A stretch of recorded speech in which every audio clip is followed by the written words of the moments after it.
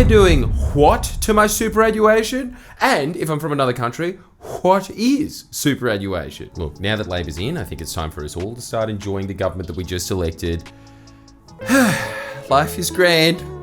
Who needs Hawaii when you've got cans? Come on, you gotta let me enjoy this because I'm not gonna get much time before we start getting the incessant whining and complaining for the media about Labor is gonna tax your mum, your dog, your cat, and if you don't have a cat, they'll make you get one so they can tax that. And when you die, they're gonna tax your dead cat.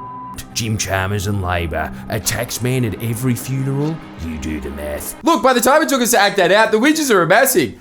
Big Justice, care to bring the boom? Boom! Boom! Boom! Boom! Boom! Oh, that means Geordies doesn't get to go to Cairns this year. Instead, I'm going to... See you there! Look, the point is, f*** everyone we used to hate on before the election. They still exist! That is not what they promised me would happen if the parliament turned this red.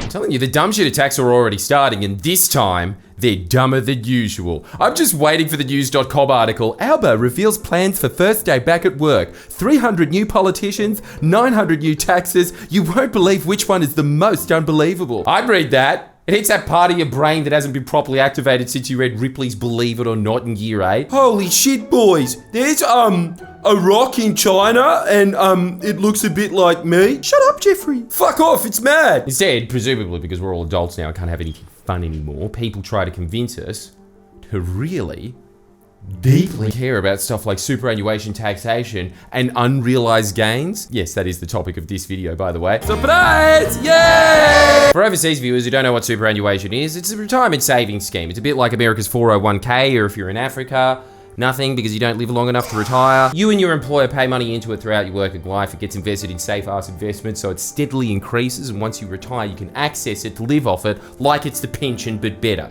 It's premium economy pension. My lazy boy reclines a little bit more. So long, suckers. While the business class pension was investing in one Teal. It'll be back.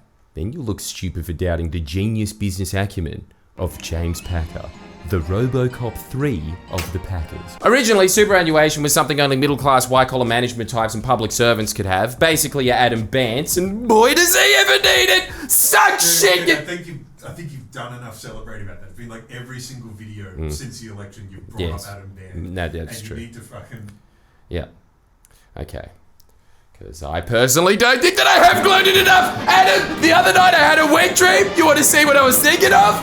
Bam! But in the 1970s, the Australian union movement started fighting to include super as part of workplace agreements across a bunch of different sectors. And in 1986, the ACTU and the Hawke government got together and they agreed to forego half of their yearly wage increases to go towards a new industry-wide superannuation system. This basically allowed thousands of tradies and everyday workers to have super accounts for the first time. Really baller move, like classic lead by example shit, because it did make the key point that superannuation is the most important program ever. The Hawke and Keating government did some truly nation-changing stuff, but this, and this is incredible to say, giving us compulsory superannuation nationwide in 1992, gold medal by a mile. One of the most stable economies on earth, Medicare, bronze and silver. This is the Peter Van den Hoogen van of government programs. It beat fucking Thorpe. This not only alleviated a huge problem most developed nations have of, oh no, there's more and more shriveled sultanas and fewer grapes to replace them. We don't have to worry about the pension anywhere near as much as we used to thanks to this.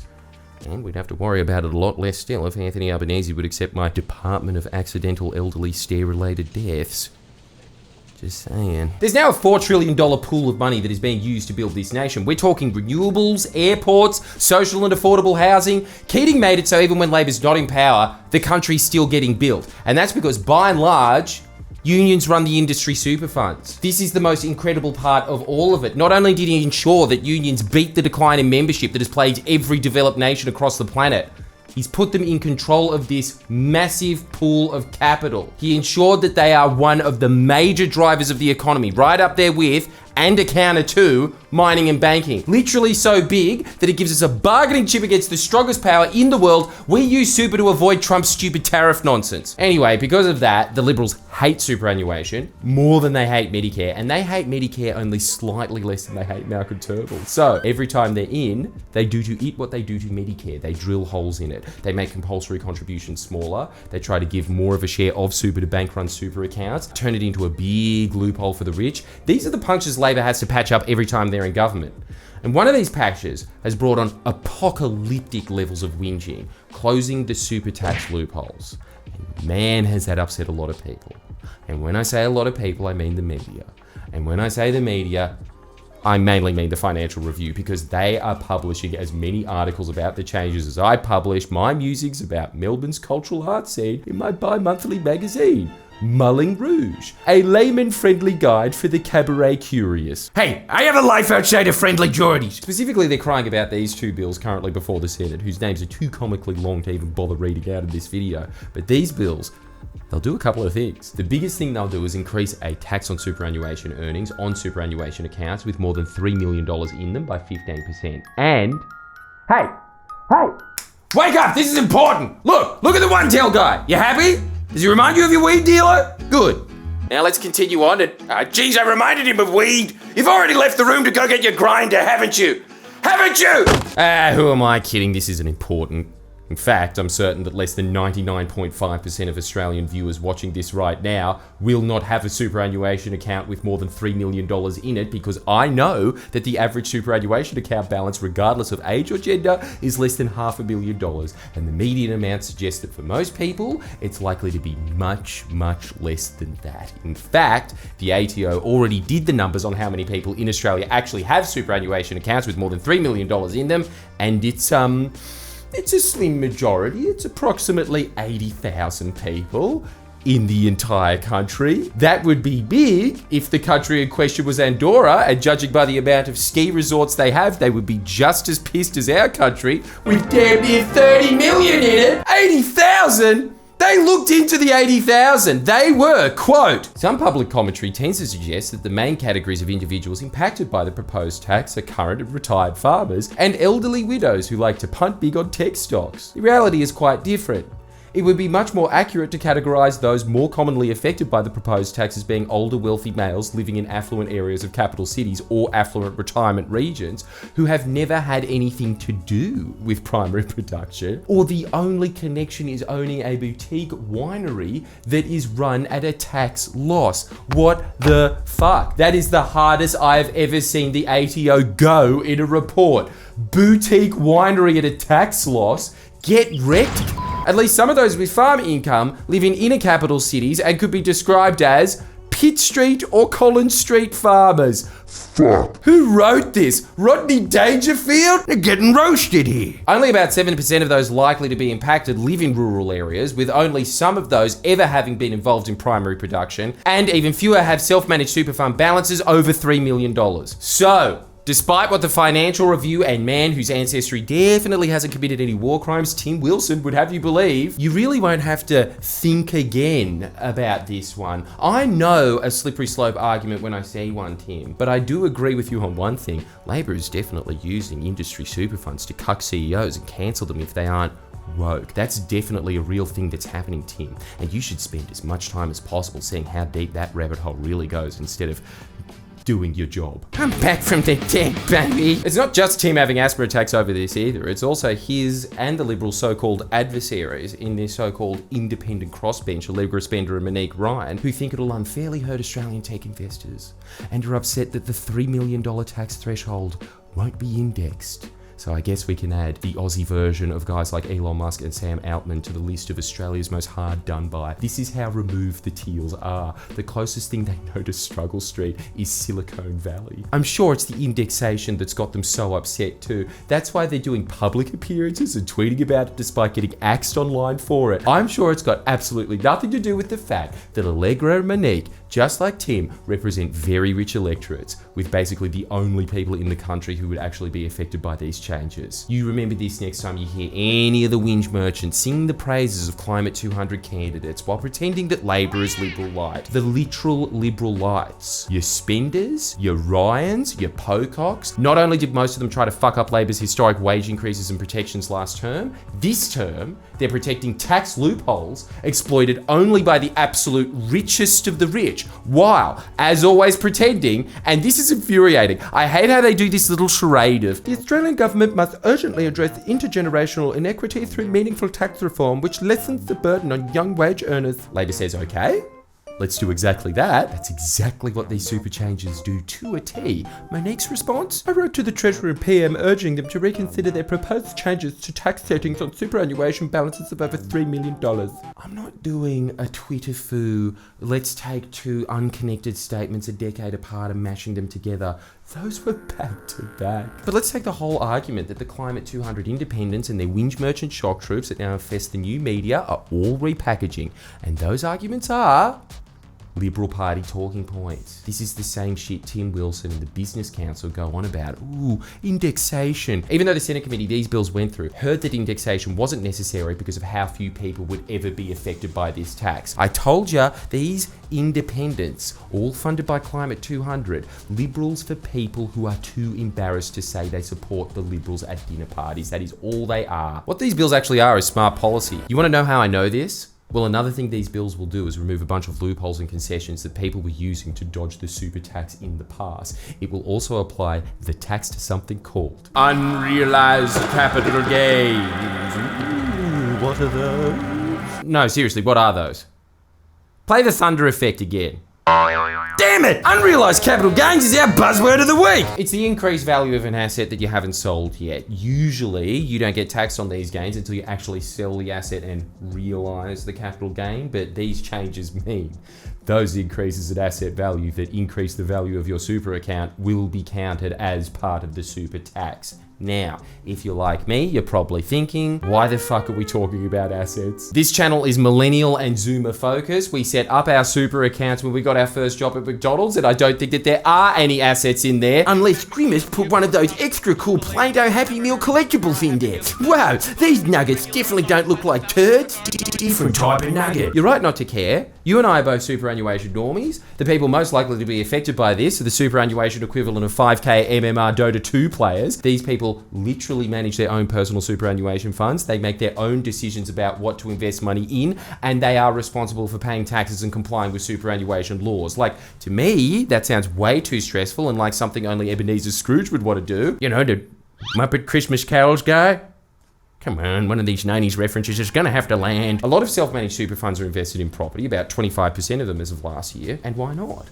You buy a house with your fund, you rent it out, it'll sit there growing in value, making money for you, and no matter how much it grows in value, that's all unrealized capital gains. So it won't push your super over that $3 million threshold. These are the battlers the Climate 200 crowd are fighting for. Mum and pop organisations, if you're Mum and Pop are Margot Robbie and Tom Acklery. Once you've retired, you can cash that all in and realise that gain without ever getting slugged with the pesky super tax. Or you can just live off the rental income, which can be tax-free if you've set things up properly. These are the sort of back routes that I can guarantee you your accountant at his open booth at the mall can't get you. Felt bad about that last call, actually, because I know that one of them is watching this on their Oppo phone, waiting for a customer.